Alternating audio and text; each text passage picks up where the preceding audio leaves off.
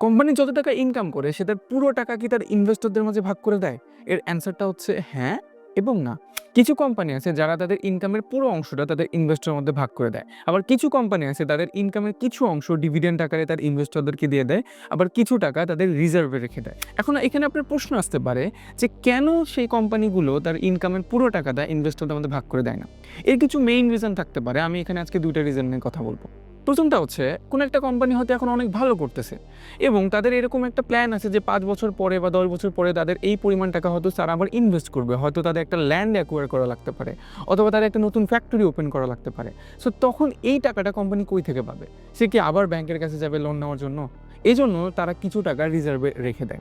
আরেকটা ব্যাপার হচ্ছে কোম্পানি হয়তো এই রিসেন্ট ইয়ারগুলোতে অনেক ভালো প্রফিট করতেছে। এরকম হইতেই পারে সামনের ২-১ বছর তারা হয়তো কোনো একটা কারণে বিজনেস পলিসির কারণে বা কোনো একটা কারণে তারা হয়তো কম প্রফিট করতে পারতেছে।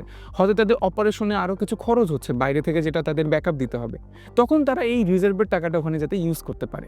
এজন্য কোম্পানিগুলো তার ইনকামের পুরো টাকাটা ইনভেস্টরদের মাঝে ভাগ করে না দিয়ে কিছু টাকা তারা তাদের রিজার্ভে রেখে দেয়। এরকম আরও ইনফরমেটিভ ভিডিও পেতে আমাদের কিন্তু ফলো করতে একদমই ভুলবেন না।